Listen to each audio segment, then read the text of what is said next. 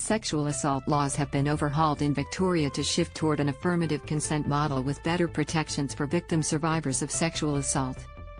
The new laws, which passed in Parliament yesterday as the Justice Legislation Amendment, Sexual Offences and Other Matters, Bill 2022, have been designed to shift the scrutiny in sexual assault cases away from the victims and onto the perpetrators.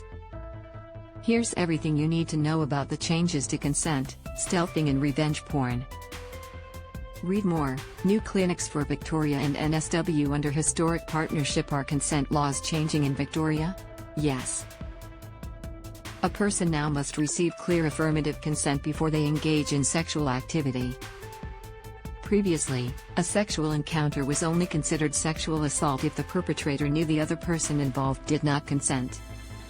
This meant in court the onus was on the victim to indicate how they showed they did not consent. This could lead to victim blaming as their behavior was scrutinized.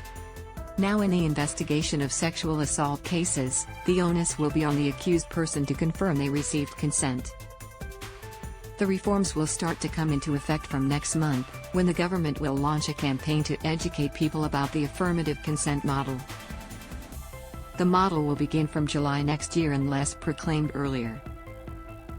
The bill further includes new jury directions to tackle misconceptions in sexual offense trials and reforms to better protect the confidential health information of sexual offense complainants.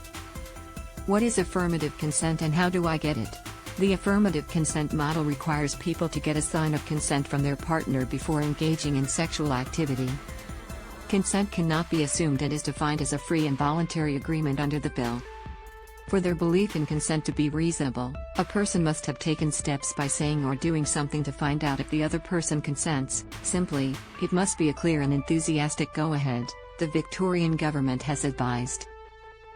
This can include, but isn't limited to, verbally asking and getting a yes, a physical gesture like a nod or reciprocating a move such as removing clothes.